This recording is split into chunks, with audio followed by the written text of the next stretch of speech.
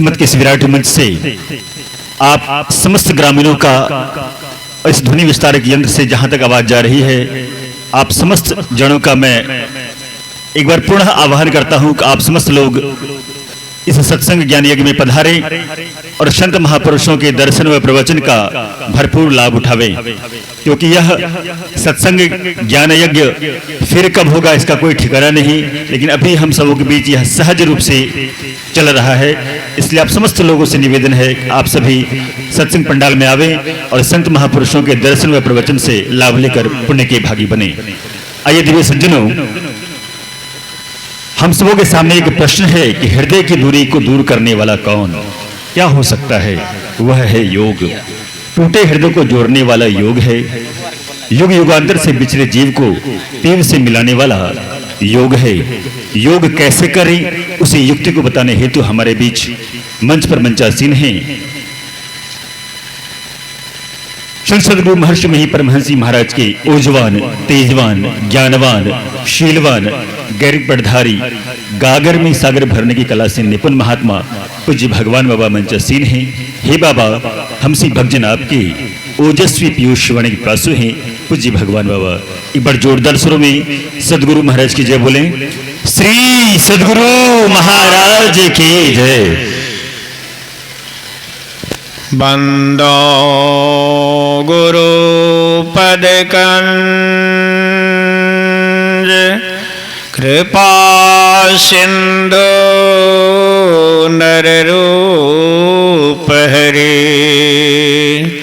महामोहतम पुंज जासु वचन रवि कर निकर धन्य धन्य सतगुरु सुखद महिमा कहीं न जाय।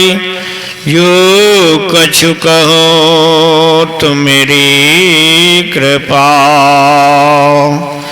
मोते कछु न वसाय। श्री सद्गुरु महाराज की जय। सृष्टि के कण कण में विराजमान 20वीं सदी के महान सद्गुरु महाराज के चरण कोटि नमन। अपने निवास में विराजमान पूज्य श्री योगानंद परमहंसी महाराज के चरण कोटि नमन।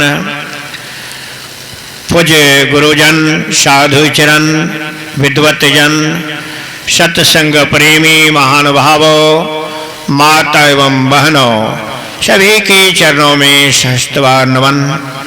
हम लोगों को विदित है कि हम लोग मकनहा ग्राम में 2 दिवसीय संत सत्संग में बैठे हुए हैं और इस ज्ञान गंगा में गोता लगा रहे हैं। आज इस 2 दिवसीय सत्संग की आज प्रथम पाली में हम लोग बैठे हुए हैं और अभी हम लोग पाठ में सुने कि योग और ज्ञान किसे कहते हैं। ब्रह्मा जी और शिव जी की संवाद को हम लोग पूछे सुने। ब्रह्मा जी जो सृष्टि करता है वे शिव जी से पूछते हैं कि संसार के लोग कहते हैं, कोई कहते हैं ज्ञान बड़ा है, कोई कहते हैं योग बड़ा है, आपका क्या मत है? तो शिव जी कहते हैं जो 87,000 वर्ष तपस्या किए हैं, ध्यान किए हैं, तीसरा नेत्र को खोले हैं, उनकी वाणी है कि ज्ञान कहते हैं जानने को, योग कहते हैं योरने को। इसलिए दोनों का जरूरी है। जब तक हम लोग को ज्ञान नहीं होगा, हम लोग सत्संग नहीं करेंगे, तब तक वह ज्ञान हम लोग को नहीं होगा, योग का ज्ञान नहीं होगा कि हम लोग योग कैसे करेंगे। इसलिए सत्संग को 2 भागों में बांटा गया है। बाहरी सत्संग है, आंतरिक ध्यान है। तो ज्ञान किसे कहते हैं? इस सत्संग को बुद्धि योग कहा गया है। या हमारी बुद्धि अच्छी होगी तो हम सत्संग में आएंगे, सत्संग को सुनेंगे, समझेंगे, समझ करके करेंगे, तब हम लोगों से योग होगा। इसलिए दोनों का जरूरी है। ज्ञान और योग मुमुक्षु को इसी शरीर मनुष्य शरीर में होगा, अन्य शरीरों में नहीं होगा। इसलिए 84 लाख योनियां है। सबसे उत्तम या मनुष्य शरीर को कहा गया है।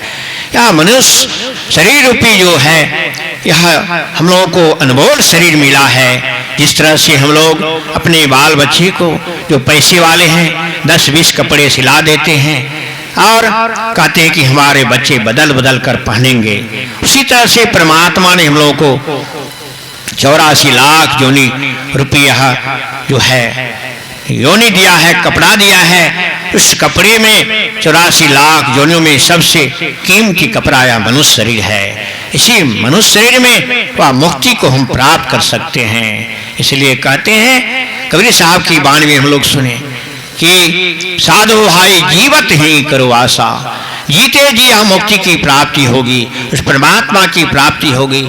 या जीवात्मा का नाश नहीं होता है, शरीर का नाश होता है, संसार का नाश होता है। मुक्ति किसे कहते हैं? शरीर और संसार से छूट जाना। हम लोगों को आवागमन से छुट्टी मिल जाती है जब उस मुक्ति को पा लेते हैं। इसलिए कहते हैं जीवत ही करो आशा, जीवत समझे जीवत बूझे, जीवत ही मुक्ति निवासा, जियत कर्म की फांस न काटी, मुए मुक्ति की आशा। इसलिए मुक्ति शरीर और संसार से छूटने को कहते हैं। इसलिए मुक्ति की प्राप्ति करने के लिए हम लोगों को संत सद्गुरु से युक्ति जान करके और अपने